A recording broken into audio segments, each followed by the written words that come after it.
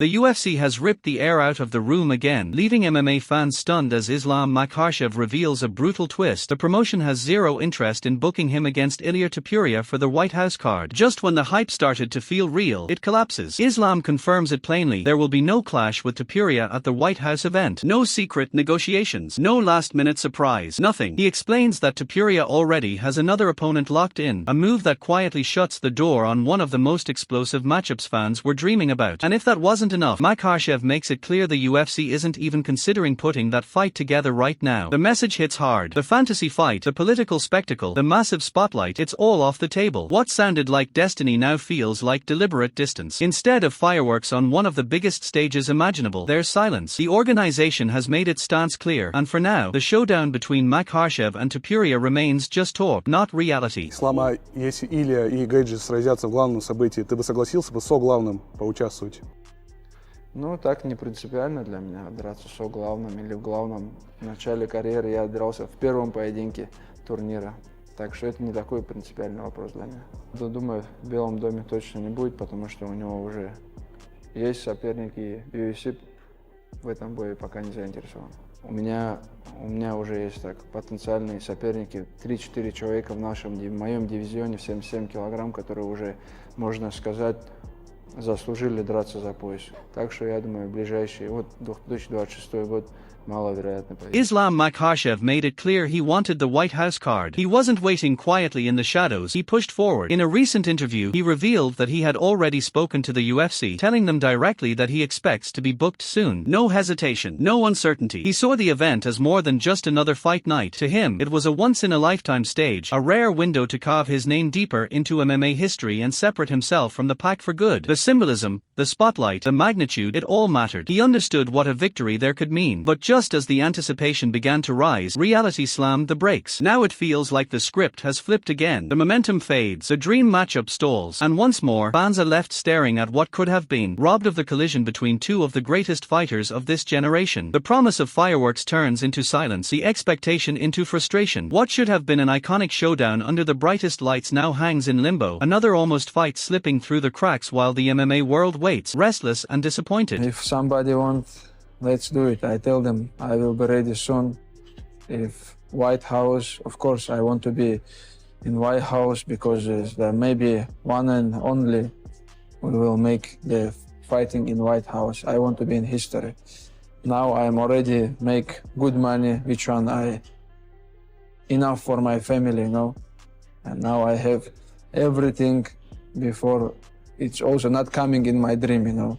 Now I just ready, you know. I training every day, still hungry, still fighting, still want to be champion. Even the MMA pros were buzzing about this collision. The anticipation wasn't just fan-driven, it echoed through their fighters themselves. Michael Bisping called Islam Makhachev versus Ilia Topuria the perfect fight for a White House card, the kind of matchup that doesn't just fill a slot but defines the entire event. In his view, a stage that historic demands something seismic, not safe. You don't decorate a global spotlight with a routine bout, you ignite it with a war. Pairing Makhachev and Topuria, he argued, would have guaranteed that. Two elite forces, two unstoppable mindsets, crashing together under unprecedented attention. That's how you make headlines that last. That's how you carve a night into combat sports history. Bisping believed the magnitude of the venue required an equally explosive showdown, and this was it, a rare fight that feels bigger than a belt, bigger than rankings. It had tension, legacy, and the promise of chaos wrapped into one. The kind of spectacle fans don't just watch, but remember for years. Yet instead of fireworks, there's hesitation. Instead of destiny, delay. And what could have been a defining chapter now lingers as another massive opportunity slipping just out of reach. Put an event on at the White House and not have the fight card just blow everything else to smithereens, right? This thing has to deliver, and it absolutely will. And they're going to put together the most incredible night of fights that us fight fans, UFC fans, could ever imagine, right? And there's no bigger fight right now, in my humble opinion, than Islam Makhachev versus Ilia Topuria. Michael Bisping didn't just support the matchup, he ignited it. He openly questioned whether MMA had ever witnessed two reigning two-division champions collide while both stood at the absolute peak of their powers. Not fading legends, not rising hopefuls. Prime versus prime. He argued that fact alone would stamp the night into history before the first punch was thrown. For Bisping, this wasn't just another main event, it was a generational flashpoint waiting to explode. The stakes, the symmetry, the raw dominance on both sides, moments like that don't come often. And if you stage a clash of that magnitude inside a massive venue, under blinding lights and global attention, you don't just create a fight, you manufacture an era-defining spectacle. The energy would ripple beyond the cage, pulling in legends watching closely, hungry contenders studying every move, and fans from every corner of the sport holding their breath. It would be the kind of event that freezes time for a few violent rounds, the kind that sparks debates for decades. A collision so rare that the build-up alone feels historic, and the outcome reshapes everything that follows. Have you ever seen two weight division champions going up against one another in their absolute primes? I don't think we have. Whether it's in their prime or old damaged goods, I don't think we've ever seen two weight division champions going up against each other. It's never happened. If I'm wrong, let me know in the comment section. But I really don't think that's ever happened. So this would truly be a one-of-a-kind, at a one-of-a-kind event, at the most desired fight night in the history of the sport. Every man and their dog, every fighter, whether they're retired, whether on the fringe of retirement, whether they're recently retired, or whether they're at the top of the sport. On the other side of the storm, as talk shifts toward 170 pounds, Islam Makhachev shows no flicker of doubt. While the welterweight division simmers with rising tension and unpredictable contenders, he stands unbothered. Limited options, he doesn't see them. He sees opportunity. Where others see chaos, he sees openings. The weight class, in his eyes, isn't crowded, it's wide open, waiting to be claimed. Whoever the UFC decides to place in front of him is prepared to walk straight through. There's no hesitation in his tone, no sense that this is a risky experiment. Instead, there's calculation, confidence, a quiet belief that this move isn't a gamble but the next step in something much bigger. Makhachev isn't looking at welterweight as a quick visit or a side quest to boost his resume. He's thinking long-term. He's thinking control. He intends to capture the belt, defend it, and construct a reign that forces the division to orbit around him. Not a cameo, not a temporary headline, a takeover. As the division heats up and narratives collide, he remains steady, already envisioning a lasting run that reshapes the landscape rather than passing through it. Вариантов много, если честно, на мой вес сейчас как-то ожил Welterweight. Я думаю, сейчас вариантов очень много. Посмотрим, я вообще, мне без разницы. И все должны предложить скоро. Я сказал, если им бы не было без разницы, потому что я чувствую, что я смогу долго в этом весе себя пояс сохранить и себя там комфортно чувствовать. Rumors are swirling about a possible showdown between Islam Makhachev and Garry, but behind the noise, the reality feels far less dramatic. Islam admits he first heard about the supposed matchup the same way everyone else did, through media chatter, headlines, and speculation. No calls, no negotiations, no direct talks with the UFC, just rumors catching fire online. He makes it clear that nothing official has ever crossed his table regarding Garry, shutting down the hype before it grows legs. While the gossip machine spins, the White House event still lingers as the most realistic path for his return, quietly sitting in the background as discussions continue. That stage, not the rumors, appears to be the true focus, and if stepping into the co-main event spot is what it takes, Makhachev has no problem doing it. Ego isn't steering the ship, strategy is. However, he draws a hard line when it comes to Ilia Topuria. Despite all the anticipation and public demand, he confirms once again that a fight with Topuria on that card is dead in the water. The promotion has no interest in making it happen. So while speculation builds and names get tossed around, the truth remains controlled, calculated, and far less chaotic than the headlines suggest. Кстати, вот если говорить про будущее, Ислам, сейчас практически все уже западные СМИ пишут информацию о том, что твоим следующим соперником станет Иэн Мачадо Гарри. Можешь подтвердить как-то это? То есть насколько от UFC уже была такая информация? У меня, честно, вот только то, что в медиа я сам прочел, а так даже никаких конкретных переговоров насчет именно этого соперника у меня не было. Вообще, понимание по Белому дому появилось, ты говорил, что хочешь там выступить. И вроде как UFC везде стал давать информацию, что карт уже готов. Я не думаю, что карт еще готов. Ну, еще у нас обсуждается примерная дата моего боя. Если даже не будет в Белом доме, то это около этой даты. И не исключаю вариант Белого дома. Ну, на сегодняшний день это самый вероятный вариант. Ислама, если Илья и Гэджи сразятся в главном событии, ты бы согласился бы со главным поучаствовать? Ну, так не принципиально для меня драться со главным или в главном. В начале карьеры я дрался в первом поединке турнира. Так что это не такой принципиальный вопрос для меня. Meanwhile, Ian Machado Garry isn't waiting for contracts to be signed, he's already moving. In Georgia, far from the noise and speculation, he's grinding through relentless sessions to sharpen his wrestling, fully aware of what a clash with Islam Makhachev would demand. This isn't casual preparation, it's targeted evolution. He knows that standing across from a dominant grappler requires more than confidence, it requires transformation. Every takedown drill, every scramble, every exhausting round is built around one possibility, earning that title shot. Garry understands that opportunity at this level doesn't knock twice. If the call comes, he intends to be ready, not hopeful. By refining the very area critics might question, he's sending a quiet message that he refuses to be outmatched where it matters most. The goal isn't just to compete, it's to close the gap, to turn a potential weakness into a weapon, and to step into that challenge fully armed. While rumors swirl and timelines remain uncertain, his preparation continues without pause. Because if the path to gold runs through Makhachev, Garry is determined to meet it head-on, sharpened, prepared, and ready to seize the moment the instant it becomes real.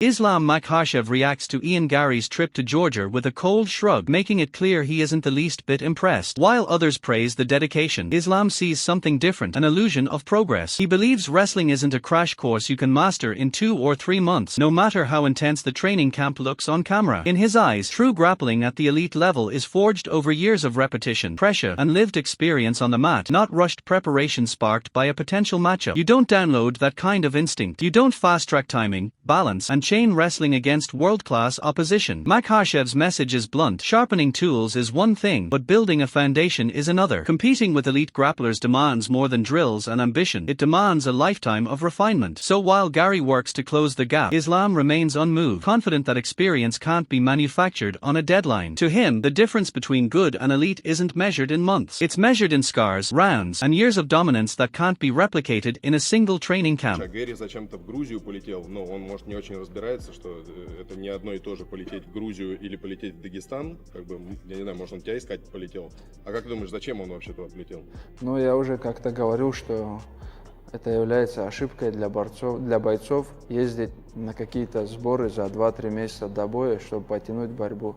Это, наоборот, играет злую такую ошибку, потому что человек едет на 2-3 месяца куда-то подготовиться и начинает верить в свою борьбу, и вот это потом не срабатывает. За 2-3 месяца невозможно научиться бороться, это то, что ты должен делать с самого детства, многие-многие годы. Если сравнивать вот Мадалену и Гэри именно по уровню ММА, вот кого бы ты поставил выше все-таки? Ну, они оба ударника, я поставил Мадалену выше. Javier Hernandez dissects a potential showdown between Islam Makhachev and Ian Garry with calculated honesty, acknowledging that Garry could create dangerous moments on the feet with his slick, unpredictable striking and awkward timing. He admits that in open space, Garry's movement and creativity might spark flashes of trouble, the kind that force adjustments and demand respect. But Mendez quickly pivots to where he believes the fight truly changes. Once the distance closes and the bout hits the canvas, he's convinced the tone would shift instantly. On the ground, he doesn't see Garry dictating pace or imposing control. He sees him scrambling, reacting, and fighting to survive. According to Mendez, there's a massive difference between surviving exchanges and commanding them, and against a grappler like Makhachev, that gap becomes glaring. He suggests that while striking could produce tense moments, the grappling sequences would tell the real story, draining confidence and momentum round by round. In his view, the mat is where balance tips, where offense turns into defense, and where Garry's objective would narrow to endurance rather than dominance.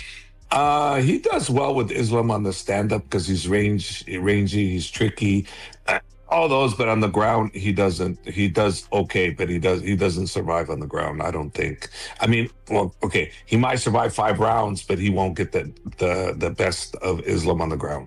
That I'm 100% sure about that. On the stand-up, he's pretty tricky. So one punch can change everything on that. One kick, one punch, one knee. You know, so that's a different story. But on the ground, I don't see him dominating. I see him surviving, possibly. So yeah, I could see that. But and then the takedown defense that he has is decent, but not great enough to stop Islam from taking him down. But again, you know, sometimes we'll go in there and we'll decide that we're gonna do this with Islam, and next thing you know, next round we'll say, okay, take him down now, or next thing you know, next round we'll go stand up, because he's that good. So we're not looking at going in any specific game plan for anybody, because he's good everywhere. MMA Guru also weighs in on a potential Islam Makhachev versus Ian Garry clash, breaking it down with measured expectations. He predicts Makhachev would most likely secure the win by decision, controlling the flow and pacing over 5 rounds, even if Garry manages to make the fight uncomfortable along the way. In his analysis, Garry could steal a round or inflict meaningful damage with sharp striking and timely exchanges, creating moments that force adjustments. He acknowledges Garry's finishing ability but also argues that Makhachev isn't an untouchable force. He can be hit, and he isn't overwhelmingly powerful to the point where Garry's knockout threat should be exaggerated. At the same time, he points out a psychological factor. Opponents often become hesitant when facing Makhachev, not because his power is mythical, but because his pressure, control, and grappling threat create constant caution. That fear alone can shrink performance. Guru suggests Garry's danger is real but manageable, yet over time the grappling exchanges and control dynamics would likely tilt the fight toward Makhachev, leading to a tactical victory rather than a dramatic finish. Boxing's not better than MMA? Well, send the MMA guy into a boxing ring and let's prove it. And that's the boxer's big argument as to why boxing's better. Because we often see MMA fighters, because they're paid less, go into boxing and get beaten by a guy who's been boxing his whole life, when an MMA fighter hasn't. An MMA fighter's been training grappling and jiu-jitsu and, you know, Muay Thai and all of this other stuff in amongst boxing as well. They're obviously going to lose to the boxer at the top level. We saw this with Mayweather versus McGregor. That being said, Usyk would dust up John Jones in boxing. Jones can't fucking box. He don't have a jab. He don't have punch power in his hands, even with 4-ounce gloves. So I think Usyk would dust up John Jones. Topuria wouldn't beat the guys at his size. He would have a chance.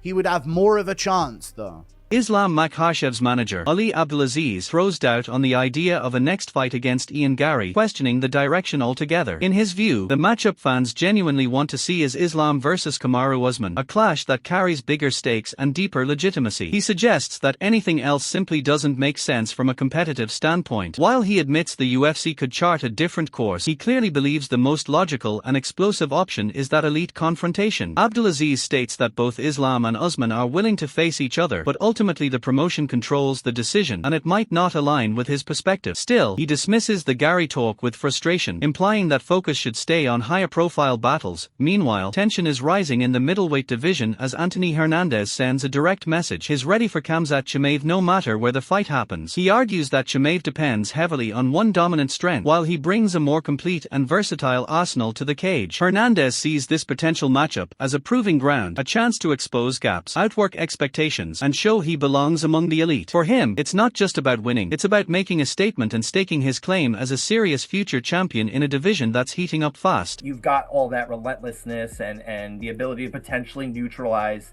Chimaev in a way that we haven't seen before. Is there anything else that you think just kind of makes you dangerous enough that really should give the champion problems when you do get the chance?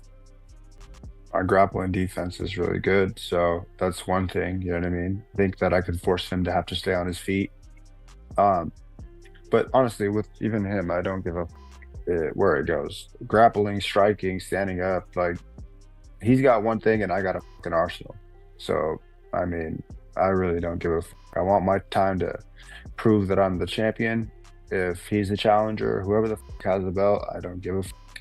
I'm going to take them out, clear out this division, and you probably never see me again. Anthony Hernandez delivers a blunt breakdown of Khamzat Chimaev's performance against Dricus du Plessis, calling it control-heavy and built around grinding positions rather than standing and trading. In his view, the fight showcased dominance on the mat but didn't deliver much firepower on the feet. He suggests the strategy prioritized suffocating control over explosive exchanges, keeping the pace locked down instead of opening up for high-risk striking sequences. From Hernandez's perspective, it wasn't about entertainment. talent, it was about efficiency and positional authority. He implies that while the approach may have secured advantages on the scorecards, it lacked the chaos and intensity fans often expect. To him, the emphasis on grappling control overshadowed opportunities to engage more aggressively in striking battles. The takeaway he presents is clear: effectiveness doesn't always equal excitement, and performances centered on dominance can sometimes feel methodical rather than spectacular. Khamzat Chimaev handled Dricus du Plessis last year to win the championship. What did you learn about him,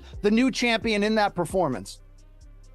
He's just going to hug you and hold you down. He doesn't want to bang on his feet. He's not exciting.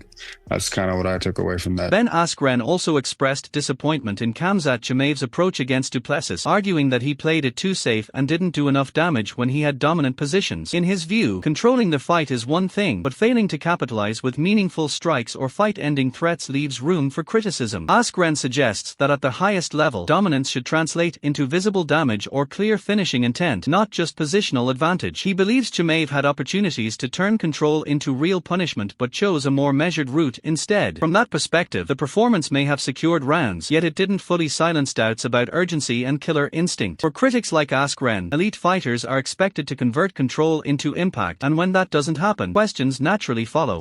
In the middleweight division, someone you and I have spoken about before, Khamzat Chimaev, what do you think it'll take to beat him? Yeah, he looked great against du Plessis, although I was disappointed he didn't take more chances. He really played it safe, and he could take him down and stay on top of him, but he didn't really try to hurt him too much. So that was kind of disappointing. I thought he looked great. I think he's talking about moving up again, which is weird because he fought 170 not really that long ago. So it's interesting that he's thinking about moving up again.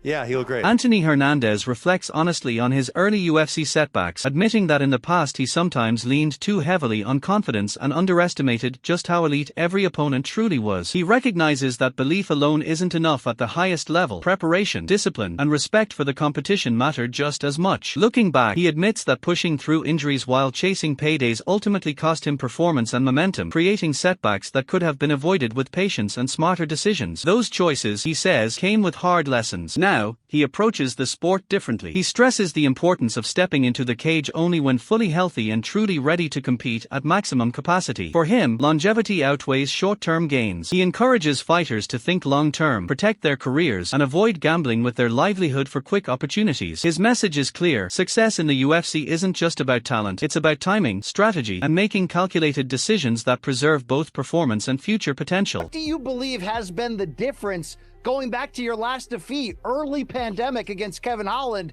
before running off 8 consecutive?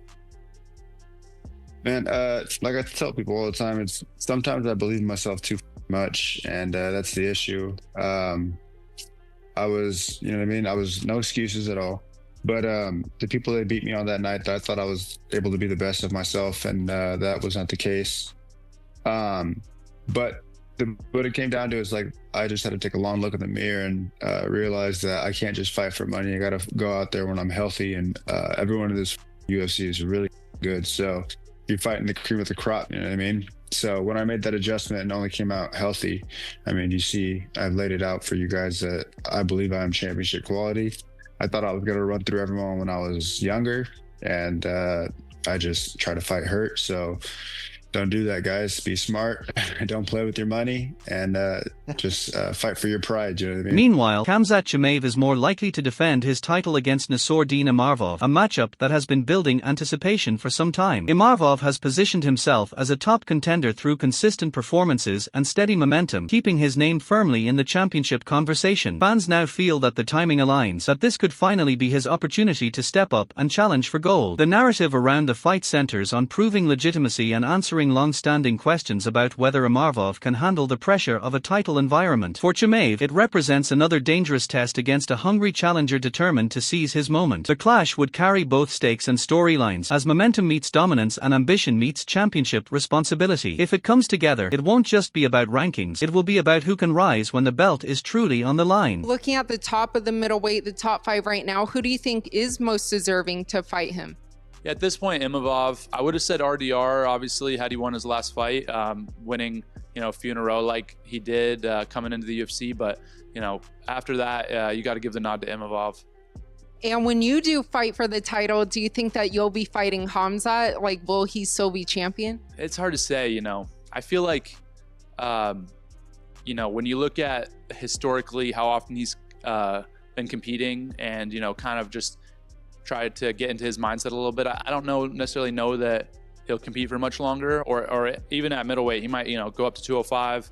I've heard that maybe he wants to go back down to 170. So, you know, I'm not counting on it, but it would be a great fight. So I just got to take care of business on my end. He's obviously done that on his end, and I just need to keep improving, getting better, and winning fights. However, Sean Strickland openly criticizes the idea of a potential matchup between Khamzat Chimaev and Nassourdine Imavov, arguing that the pairing wouldn't generate enough excitement or mainstream interest to justify a major spotlight. He questions the promotional value of the fight and suggests that from a fan engagement perspective, it lacks the kind of high-voltage storyline that usually drives big events. In expressing his opinion, he didn't hold back, using sharp, inflammatory language and making controversial remarks about the possibility of showcasing the bout at a White House event. His comments immediately sparked attention because of their provocative tone, fueling debate across social media and MMA circles. Some agreed with his blunt assessment, while others criticized the way he delivered it. Either way, his stance added more heat to an already sensitive discussion, turning a simple matchmaking opinion into a broader conversation about promotion, relevance, and who deserves the biggest stages in the sport.